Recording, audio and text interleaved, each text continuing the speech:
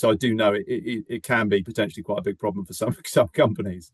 Um, but again, it's also delving into it, isn't it? It's understanding, mapping out what your situation looks like in terms of how you're using external resources of any kind. Um, so it falls into that bracket of stuff that people see as quite complicated. There's lots of different regulatory and risk implications around it. It's not just a dead simple kind of binary one or zero kind of setup. So I think that potentially does hold some people back from addressing it at some point, but some points. But the interesting thing about seeing when people do want to address it, what within the little world of services procurement, I would regard as like the enlightened ones, people that for whatever reason within their organization have said, this is my responsibility. I've got this services procurement stuff to look after. It's all under statement of work engagements. Some of it looks like big projects with big consulting firms, and some of it looks like body shopping, and some of it looks like tiny projects with independent contractors. But it's all sat under this kind of banner of statement of work type engagement models. And where they're in that situation where they're like, this is my responsibility, I need to do something about it because I'm worried about X or Y, and that's when they start going out to the market. And those are the people that, as I say, I refer to as the enlightened ones. Those are the people that we try to talk to.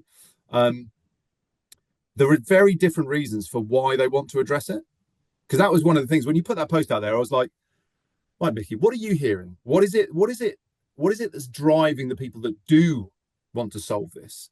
And you came back to me and said, and I quote, the usual suspects: savings, compliance, visibility. So a nice, succinct answer, but I just want to kind of like deconstruct that a little bit because there's quite a Yeah. lot to that. So Yeah, just so I mean, yeah, the usual suspects. I mean, why do you want to take the time to provide the governance, have a technology process, all that? I think a big motivator, perhaps in the finance and procurement side, is that cost savings. We go back to the meme of the worker billing $75 over the staff aug rate card, all because they're under a statement of work, right? So I mean, if you could unmask that, you could bring about six, seven, eight-digit savings very easily just by having the right type of classification aligned with a certain type of work and what is the outcome you're going for. I think that's just a huge component of it. If we could bring that savings back by having classified a worker the appropriate way, man, I think that's a huge motivator. If you can go back to your company and be like, hey, we could save $11 million by doing this the right way and routing things to the proper channels. Obviously, the compliance standpoint, we want to make sure that our workers are aligned with the right classification. Um, and the implications with that, I think it gets the most murky and risky when it is an independent contractor.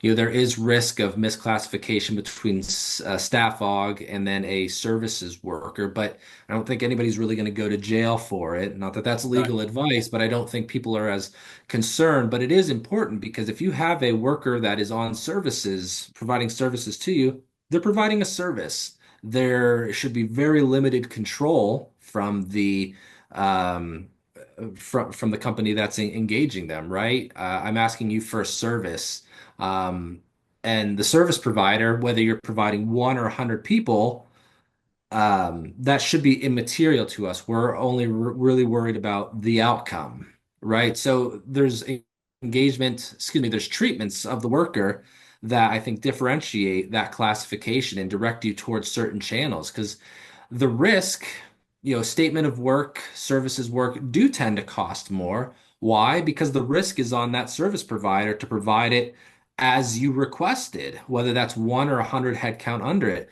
under warranty as well. So if you provide them the deliverable and it's not correct, they got to go back and fix it at no additional cost because you're providing XYZ for ABC amount of dollars, right? So classifying the work that way is really important because it stems back to treatment and utilization, but it also stems back to the cost, the control, the responsibility, and the roles that both parties play in that engagement. So I think that's a huge component of it as well, of why you want to do that and be able to classify properly. And the third piece, the third usual suspect, that visibility.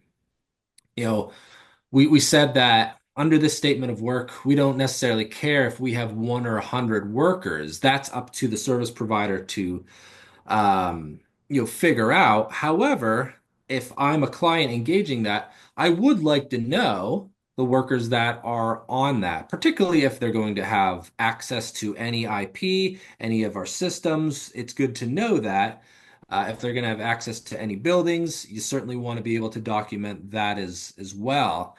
The tricky part comes in is, as we all know, with a lot of these larger engagements, these larger services, these larger statement of works, is that people come and go.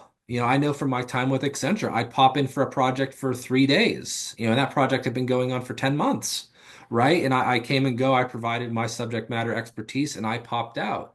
Should they have entered me into the VMS? That's a question for debate. And some will say, absolutely. Yeah, they should be. We should know Mickey was attached to this statement of work at one point or another. Others will be like, boy, that's a little bit overzealous, over the top. That's too much, right? And I think the companies that are leveraging contingent services need to make that decision. To what degree do they want visibility, and what's important to them? And you'll hear different thought leaders say different perspectives of that.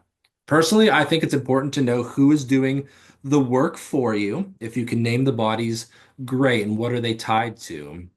I also recognize that that becomes very tricky, because of the reasons I just stated. So it's nice to know the visibility, who's doing what, where, when, why, and at what cost.